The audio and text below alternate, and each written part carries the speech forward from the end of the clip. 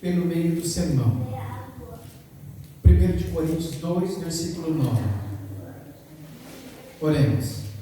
Obrigado, Senhor, pelas bênçãos concedidas. Neste momento, Tua palavra está aberta. Capacite-me, Senhor, para que eu possa falar não de mim mesmo, mas que eu possa falar inspirado pelo poder do Espírito Santo, em nome de Jesus. Amém. Então, 1 Coríntios 2, versículo 9, nos diz assim: mas, como está escrito, as coisas que os olhos não viram, nem ouvidos ouviram, nem penetraram ao coração do homem, são os que Deus preparou para aqueles que o amam. E é com esse pensamento, desse versículo especial, que a gente tem que ter um pensamento sempre de estar pensando no céu. Viver aqui nessa terra, uma vida que ultimamente está ficando cada vez mais difícil, pelos acontecimentos que nos rodeiam. Mas nós devemos estar todos os dias com esse pensamento no céu. Muitas coisas que conhecemos nessa vida terão um fim: o fracasso, a dor, a derrota, o sofrimento. Jesus proclamou o céu como um lugar real. A promessa foi feita a seus discípulos ali em João 14, de 1 a 3, e ele disse: não se turbe o vosso coração. Credes em Deus, credes também em mim. Na casa de meu pai há muitas moradas, se assim não for, eu vou teria dito: vou preparar-vos um lugar. E se eu for e preparar-vos um lugar, Jesus disse: virei outra vez e vos levarei para mim mesmo, para que aonde eu estiver, estejais vós também. Essa é a promessa que nós devemos nos aferrar todos os dias, pensando no céu. Recomendo que você desenvolva o hábito de pensar no céu. Não sei se já aconteceu com vocês, mas comigo já aconteceu algumas vezes, estando eu, quando ainda mais jovem, no sítio, lá no mato. Às vezes à noite você coloca um lençol no chão, uma toalha, e você deita e você olha para cima, porque em volta não tem luz alguma, e você percebe que o céu está estrelado.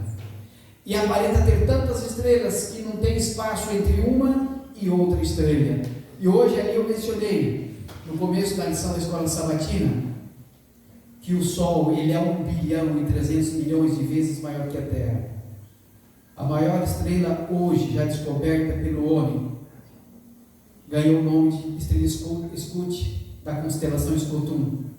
E essa estrela, já maior descoberta pelo homem, ela é 5 bilhões de vezes maior que o Sol. Em sua comparação, 1 bilhão e 300 milhões de vezes maior que a Terra. O que eu quero dizer para você, que quando você olha para o céu, parece que não há espaço entre uma estrela e outra, de tantas estrelas. E a gente deve pensar no céu. E já passou pela minha cabeça também, algumas vezes eu deitado, olhando para o céu, na iminência de ver um anjo passando. Isso no passado me ocorria algumas vezes. De repente você pensa tanto em Deus, você pensa tanto no céu. De repente Deus permitisse que pudesse ver um anjo igual a irmã. O irmão falou aqui na lição, falando com as crianças sobre Estevão, o primeiro diácono da igreja primitiva. Ele estava sendo acusado de algo que ele não fez, por ser justamente uma pessoa que andava nos caminhos de Deus, por ser justamente uma pessoa que permitia que o Espírito de Deus guiasse a vida dele. E quando ele estava prestes a ser apedrejado, Deus permitiu que ele visse o céu. Deus permitira que ele visse Jesus, viu Jesus sentado à destra do Pai. Foi a última coisa que ele fez antes de morrer, ver Jesus. E será a primeira coisa que vai acontecer na vida dele quando ele ressuscitar, ver Jesus. Mas por que pensar no céu é tão importante? O que muda na minha vida? Eu pensando no céu todos os dias. Pensar no céu fará você recordar das pessoas que você ama, que já descansaram no Senhor, e que você terá a oportunidade de vê-las quando Jesus voltar. E ali em 1 Tessalonicenses 4, versículos 16 e 17 nos diz: porque o Senhor mesmo descerá do céu com grande brado, com voz de arcanjo e a trombeta de Deus, e os que morrerem em Cristo ressuscitarão. Depois nós, os que ficarmos vivos, seremos transformados juntamente com eles, e nas nuvens encontraremos o Senhor nos ares. Assim estaremos com Ele para sempre no céu. Pensar no céu nos faz refletir nas pessoas que nós amávamos, que por um motivo ou outro já não estão mais entre nós. E quão é gostoso quando você já perdeu alguém, mas você tem a sensibilidade e a certeza de que se você se preparar, você poderá rever aquela pessoa quando Jesus voltar. Me lembro no culto fúnebre de meu pai, final de 2017, em dezembro de 2017, na Igreja Central de Rolê de Moura, Rondônia. Eu fui para passar só o final de ano e acabei fazendo o culto fúnebre de meu pai. Eu estava fazendo culto ali com as pessoas, meu pai desse lado, eu aqui. A minha sobrinha, que hoje vai completar, aqui, esse mês completa 8 anos de idade, na época ela tinha 4 para 5 anos. A minha irmã havia falado tanto sobre Jesus e sobre a volta de Jesus e como ela poderia rever o vovô. E eu estava conversando e eu estava falando, ela puxou meu terno e disse: titio, mas é o toque da sétima trombeta que Jesus vai voltar, não é? Naquele momento eu parei um pouco, respirei fundo e continuei pensando e continuei falando.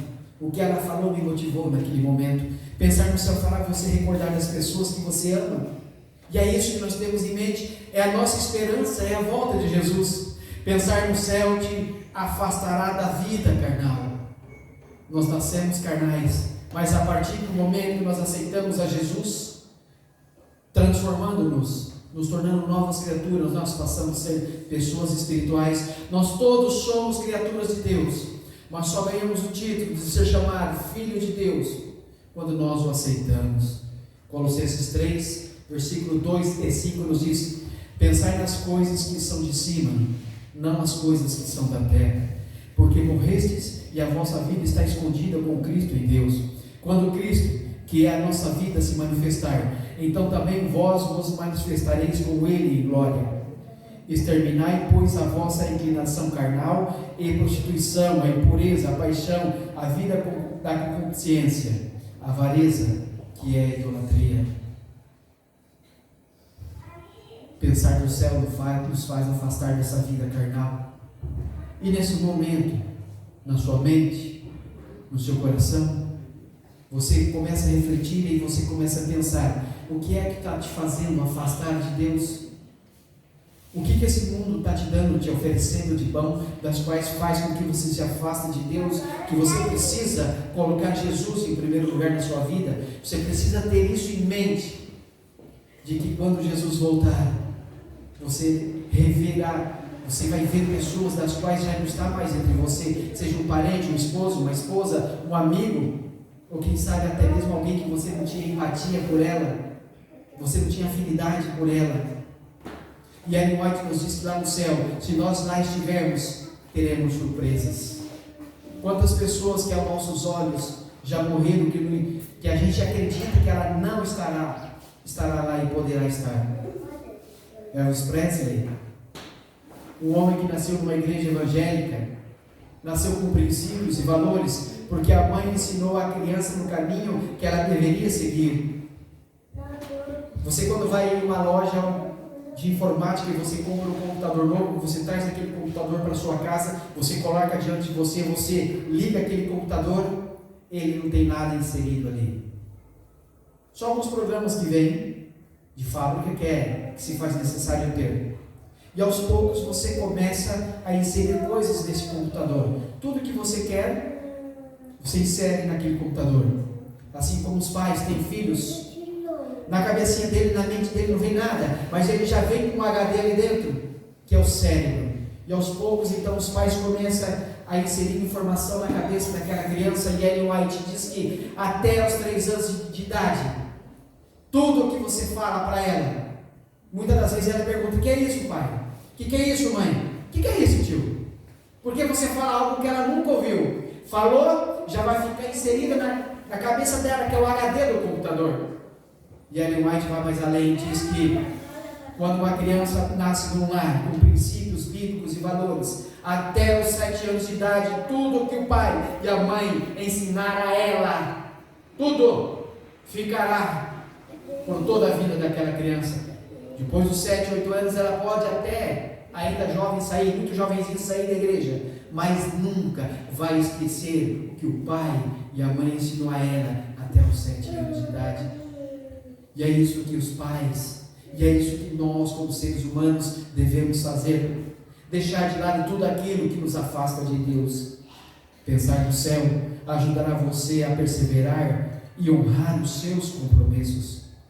Compromissos como ser humano, como cristão, como pai, como mãe. Compromissos como filho. Compromissos como arauto do Evangelho. Nós somos portadores. Deus nos delegou uma missão. Em 2 Timóteo 4, 7 e 8 nos diz: o apóstolo Paulo, ele havia sido levado para uma casa em Roma. E ali ele ficaria um tempo, não sabia quanto tempo, e hoje nós sabemos que foram 2 anos. E quando ele chegou ali em Roma, os 2 últimos anos de vida dele, ali dia e noite havia um soldado romano na casa com Paulo, mas ele queria ir até Roma, porque ele precisava testificar de Jesus. Algumas das pessoas da época que acompanhavam o apóstolo Paulo diziam que você não deve ir para lá, porque as pessoas vão te matar.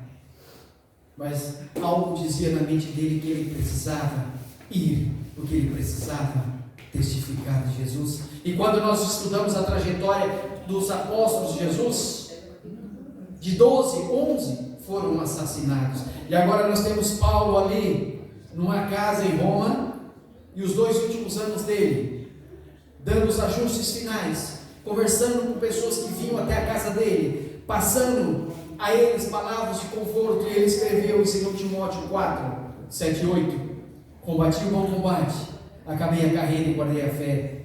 Desde agora a coroa da justiça me está aguardada, as quais o Senhor, reto juiz, justo juiz, me dará naquele dia. Não somente a mim, mas também a todos aqueles que amaram a sua vinda. E é isso que nós precisamos ter em mente. Pensar no céu ajudará você a perseverar e a honrar os seus compromissos. O apóstolo Paulo perseverou e honrou os seus compromissos. Os outros apóstolos, todos eles, aqueles outros seguidores, aqueles discípulos, era uma imensa multidão de pessoas que seguiam a Jesus e eles estavam firmes em seu propósito.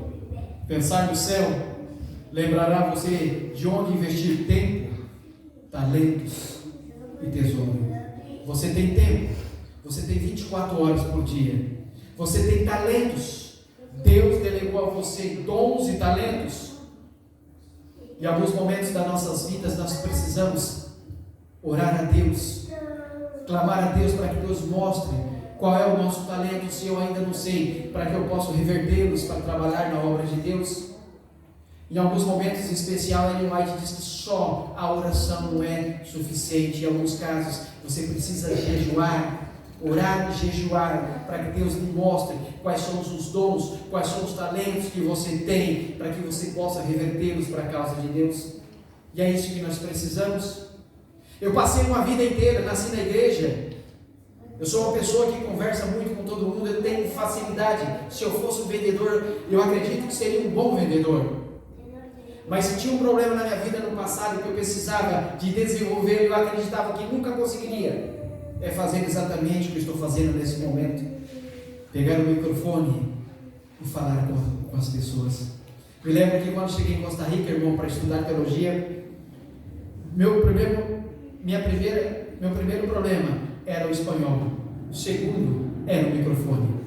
Eu tremia muito quando eu pegava o microfone. E eu sabia que eu precisava de mudar isso. Eu havia feito 2 cursos de oratória, mas não havia sido o suficiente. Eu ainda tremia. E a gente sabe que quando a gente dedica, quando a gente tem metas, quando a gente tem sonhos, objetivos na vida da gente, aos poucos você começa a realizar esses sonhos, mas virão outros sonhos. E na minha vida como mensageiro, como cristão, como ser humano, como pessoa, jamais eu pensei na minha vida estar estudando teologia no passado, muito menos fazendo semana de oração igual fiz, Colômbia, Panamá, Costa Rica, Nicarágua, Honduras, El Salvador, Guatemala, na Espanha onde eu estive por um tempo, e alguns países da Europa que eu viajei. Eu estive na África também, estive em Marrocos, e graças a ter voltado à igreja e me colocado nos caminhos de Deus, O que eu quero dizer para você com tudo isso? Que quando você se coloca nas mãos de Deus, quando você tem pensamentos do céu, quando você vive uma vida de comunhão com Deus, Deus levará você por um caminho que você jamais pensou em caminhar. Mas é preciso fazer a vontade de Deus. Um pai, na medida do possível, ele faz tudo que ele pode pelo filho, pela filha, pelo esposo, pela esposa e vice-versa. A família, o pai e a mãe faz tudo o que pode pelo filho, na medida do possível. E assim nós, como seres humanos, e a gente pensar no céu, fará você investir tempo, talentos e tesouros, dízimos e ofertas. Nós estamos sendo provados por Deus constantemente, e o próprio Jesus diz: provai-me nisso, se eu não vou abrir as janelas dos céus e derramar sobre vós bênçãos sem medidas. Eu conheço várias pessoas que eles devolvem 90% do que ganham, e o 10% que sobra ainda é muito para eles. Isso é um pacto que eles fizeram. Não estou dizendo que você tem que dar 90%, não, mas a 10ª parte, aquilo não te pertence. E a Bíblia fala que dentre eles, ladrões, não entrarão no reino dos céus, não verão a Deus. E eu roubo a Deus em quê? Em quem eu estou roubando? Nos dízimos e nas ofertas. Então, tempo, talentos e tesouro. Você tem 24 horas por dia. Não estou dizendo para você tirar 2 horas e 40 minutos por dia para falar com Deus, não. Mas se você já fez um pacto de ao menos 10 minutos ou 15 pela manhã, 10 ou 15 pela noite. Quando você veio depois de um grande dia de trabalho, porque Deus lhe deu trabalho, família, uma casa, você chega em casa, você janta, toma um banho, você janta, você assiste um programa de televisão, aí você vai dormir, mas você não teve tempo para orar a Deus, para falar com Deus, mas você teve tempo para poder trabalhar, porque Deus te deu um trabalho, você teve tempo para se alimentar, para tomar banho, para assistir um programa de televisão, mas você não teve tempo para chegar em casa depois, ali diante da sua cama, ou em um lugar especial na sua casa, a adorar a Deus, agradecer a Deus pelas bênçãos, pensar no céu, e suas recompensas moldará as suas prioridades. Eu não tenho tempo ou eu não estou priorizando as coisas da minha vida? O que estou priorizando nessa terra? Trabalho, família, mas eu estou priorizando também a minha ainda, o meu passaporte, estou carimbando o meu passaporte rumo às mansões celestiais. Enquanto eu viver nessa terra, eu tenho que viver uma vida em conformidade com ela, trabalhando, me preparando, me qualificando, criando meus filhos, cuidando do meu esposo, cuidando da minha esposa e vice-versa, mas também eu devo me preparar para o céu. E é isso que eu tenho que ter em mente. Em Mateus 19, versículo 21, Jesus disse-lhe Jesus: se queres ser perfeito, vai, vende tudo o que tens, dá-o aos pobres, e terá um tesouro no céu. Vem e segue-me. Eu não estou dizendo para você que você ganha, você tem que dar tudo aos pobres. Eu dou palestras motivacionais, eu observo as coisas que acontecem ao meu redor. Eu tenho um amigo, não vou citar o nome dele, mas eu já falei para ele, ele é um dos vendedores ali na concessionária Varza Grande, e quem me conhece acha que meu escritório é lá, que vivia o tempo todo ali na concessionária Varza Grande, na Yamaha. É a segunda moto que eu compro com eles, e eu disse: olha, vocês me venderam esse trem aí, é muito caro, agora é o resto da vida aqui, meu escritório vai ser aqui, porque lá tem cafezinho, tem chá, tem água, eu tomo muito chá lá. Tem água gelada e eu fico ali. Tem o escritório das meninas, eu fico o tempo todo ali, como se fosse minha segunda família. Porque a partir de dezembro, agora, janeiro, eu vou ter minha própria imobiliária na minha casa. Eu moro bem ali, bem no fundo da Sorpan. Então ali, a partir do ano que vem, a minha imobiliária começa a funcionar ali. E eu disse a ele esses dias atrás, ele comprou uma moto nova igual a minha, e aí nós fomos para a Chapada no domingo, e eu percebi já há um tempo que ele bebe muito, ele fuma muito. Aí eu perguntei para ele: quanto que você gasta em média de cigarro e bebida? Ele falou na lata, R$1.000. Sábado passado eu estava na igreja e à tarde ele quis ir para Nossa Senhora do Livramento, e eu fui com ele, porque eu conhecia a igreja, eu queria conhecer onde era a igreja lá, porque daqui uns dias eu vou pregar em Nossa Senhora do Livramento. Lá no Mata Cavalo eu já fui, Nossa Senhora do Livramento não. E ele bebe muito. E eu falei assim, olha, tem coisas na minha vida que eu priorizo. Por exemplo, eu continuo estudando até hoje. Esse ano eu termino minha 7ª faculdade. Eu falei para ele, eu faço um mestrado, estou terminando meu mestrado, pago a anuidade de corretor de imóveis, de perito imobiliário, agora estou pagando a anuidade da minha imobiliária, que é R$ 2.700 por ano. Eu falei para ele, e tem outra coisa, eu falei assim, eu pago o negócio, eu pago quase 1.000 do meu carro, da minha moto, e às vezes eu tenho vontade de comer uma pizza, alguma coisa, eu não posso, porque eu estou querendo fazer muita coisa agora, porque lá no passado eu deveria ter feito e não fiz. Eu sei que hoje a direção, se eu tenho um rumo na minha vida, é muito mais importante que a velocidade. Mas às vezes eu tenho que priorizar algo na minha vida para conseguir outras coisas, que eu sei que lá na frente vai me ajudar. Esses dias só de ajudar 2 pessoas, uma de Porto Velho e uma aqui de Várzea Grande, em uma perícia imobiliária, eu já ganhei uns trocos. E eu conversando com ele, eu falei assim, olha, se eu chegar a dar uma palestra daqui, dependendo da palestra, talvez eu ganhe a metade do seu salário que você leva no mês, talvez numa palestra eu ganhe. Vai chegar um momento que eu vou ganhar uma palestra que você ganha no mês, mas eu venho priorizando isso agora. Por exemplo, o lançamento do meu livro vai ser na terça-feira. Talvez eu consiga vender já logo de cara ali 100 livros. Já vai ajudar a pagar a anuidade da minha imobiliária, como perito, como corredor, mas eu venho priorizando na minha vida, ao longo da minha vida, estudos. Porque lá na frente eu vou começar a colher o que eu não colhi atrás. E nós precisamos priorizar. Nós precisamos de ajudar a outras pessoas, mas o dinheiro não dá, e assim como ele vem gastando dinheiro de uma forma superficial. Eu falei, vai chegar um momento que você vai olhar para trás, R$1.000 todos os meses, só em cigarro e bebida. Você vai pensar e vai dizer, o que eu ganhei com isso? R$1.000 por mês, eu podia estar juntando em material para comprar ali minha casa, comprar 2, 3, 4 mil tijolos, um caminhão de areia, compro isso, compro aquilo, agora vou começar devagar a construir a minha casa. Tem gente que consegue construir uma casona, mas depois de muitos anos preparando para aquilo, é um sonho, porque nós temos sonho a curto prazo, a médio prazo e a longo prazo. Então você vai realizando sonhos, e você precisa realizar os seus sonhos, você precisa priorizar, pensar nas belezas do céu, nos dá algo para esperar ansiosamente. E esse algo está em Apocalipse 22, 1, 2 e 5, que diz, Apocalipse 22, 1 e 2 e 5 nos diz, e mostrou-me o rio da água da vida, claro como cristal, que procedia do trono do Cordeiro. No meio da sua praça, e de ambos os lados do rio, estava a árvore da vida, que produz 12 frutos, dando seu fruto de mês em mês, e as folhas da árvore são para a cura das nações.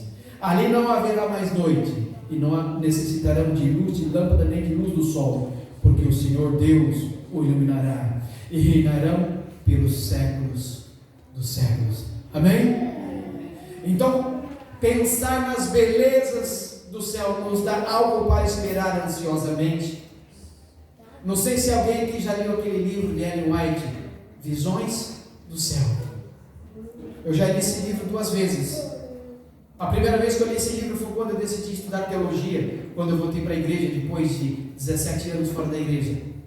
Quando eu estava indo para fora do Brasil estudar, na época, foi um dos primeiros livros que eu li, Visões do Céu. E aí Ellen White nos conta algo espetacular que Jesus mostrou a ela. E é isso que nós precisamos saber. Pensar no céu pode sustentar você frente a um grande sofrimento ou na sombra da morte.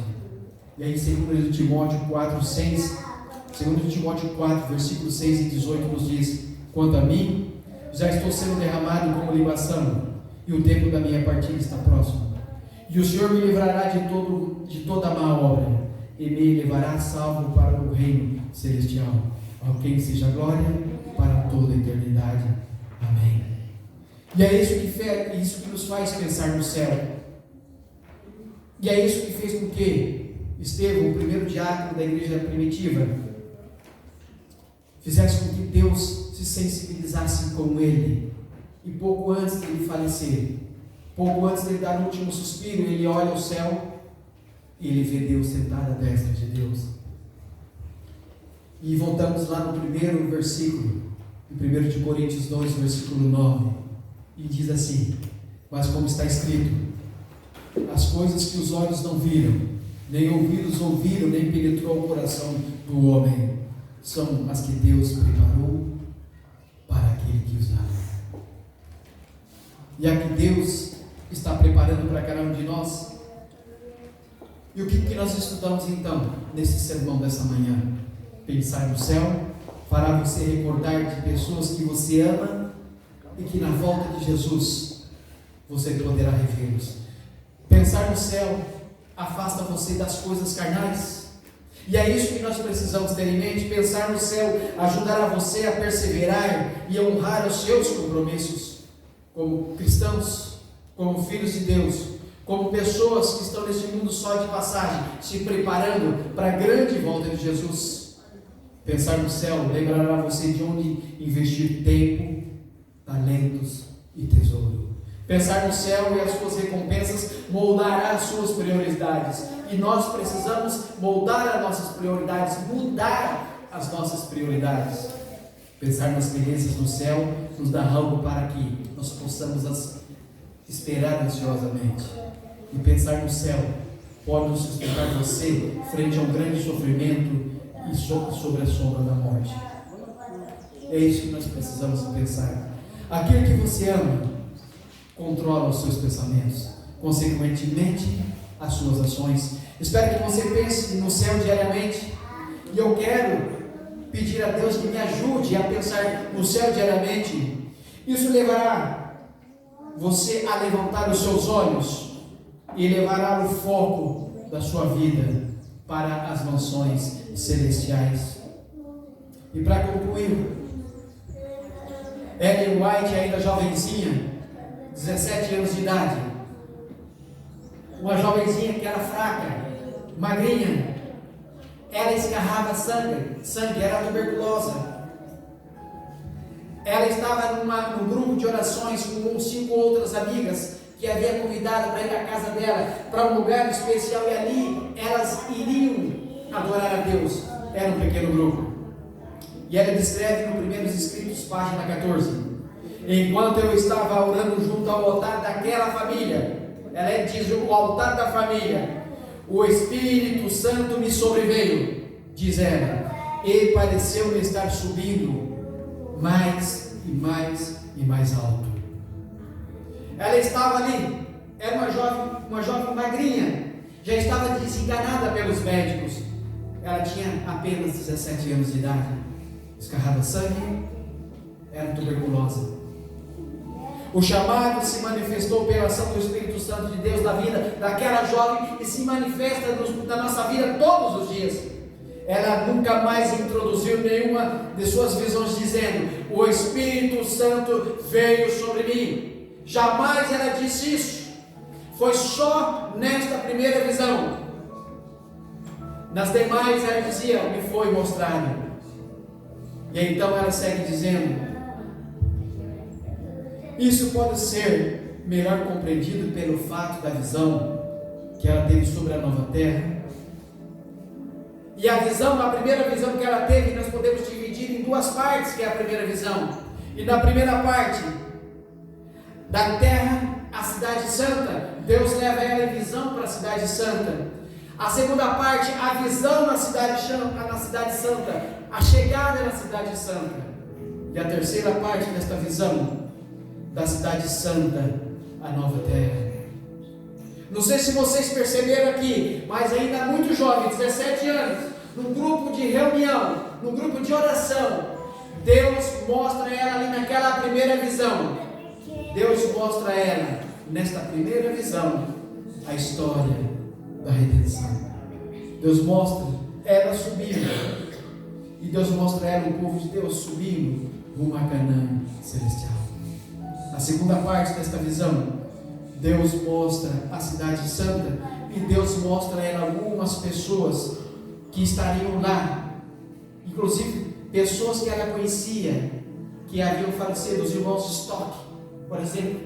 Deus mostrou que eles estariam na cidade santa. E a terceira parte dessa primeira visão, Deus mostra então ela, traz ela para Nova Jerusalém, aqui na terra, depois do milênio. E ela descreve aquela mesa quilométrica, onde havia todo tipo de fruto. E ela percebe que dentre eles havia um fruto especial. E ela quis pegar aquele fruto para comer. Era o fruto da árvore da vida. E Deus disse: não, Ellen, não, Ellen, você não pode. Você poderá um dia, mas ainda você não pode. Você precisa de voltar, escrever tudo o que você viu, descrever tudo o que você viu e mostrar a outras pessoas. Mas um dia você poderá. Enquanto a irmã vem à frente para cantar o hino final, 2 versículos que eu quero terminar aqui com vocês. Isaías 55, versículo 6, Jesus nos está dizendo hoje: busque-me enquanto eu estou perto.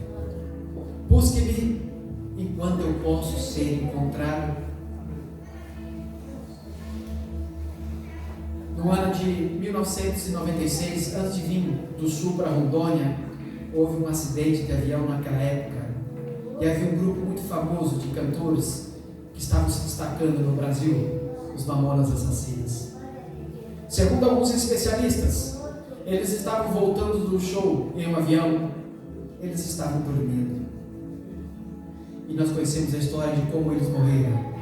Eles se chocaram com uma rocha, o avião se chocou com uma rocha e morreram todos naquele momento.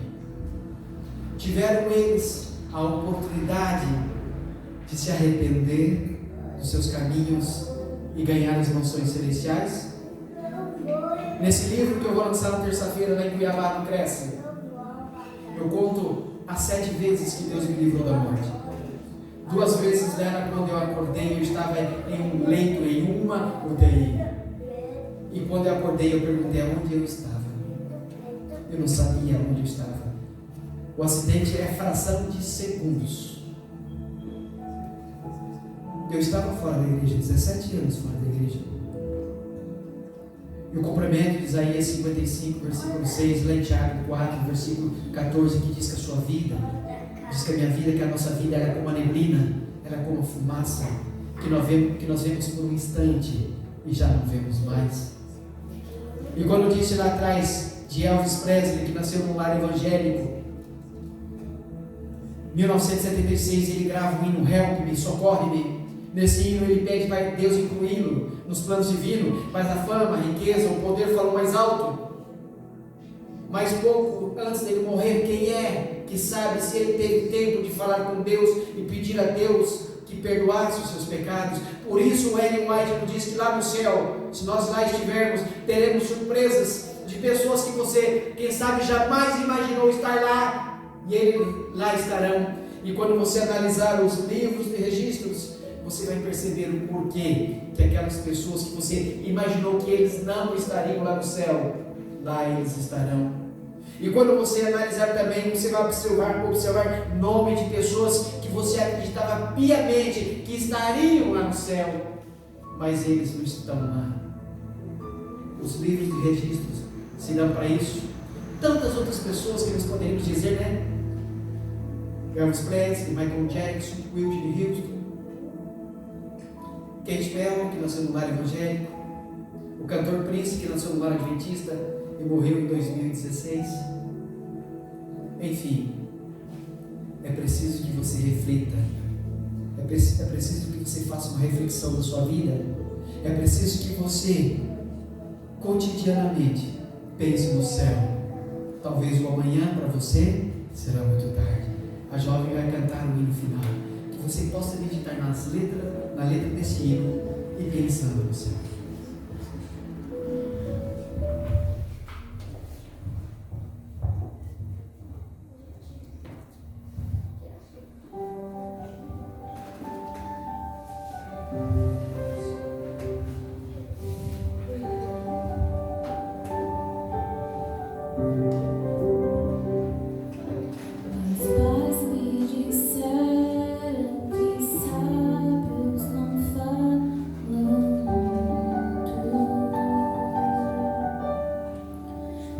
That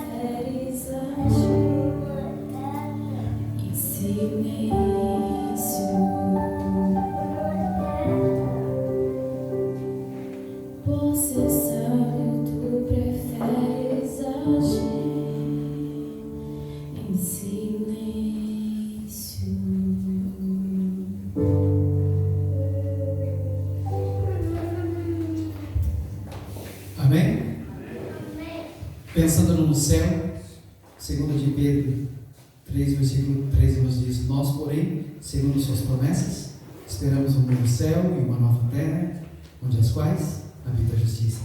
Oremos. Obrigado, Senhor, pelas bênçãos concedidas. Obrigado pela vida.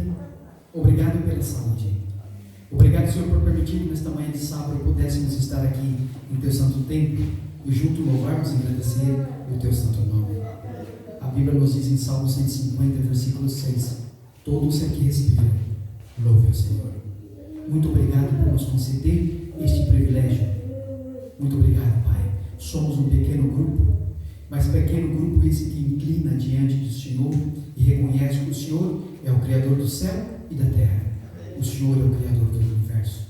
Por isso nos colocamos nas Tuas mãos e clamamos pela unção do Espírito de Deus em nossas vidas.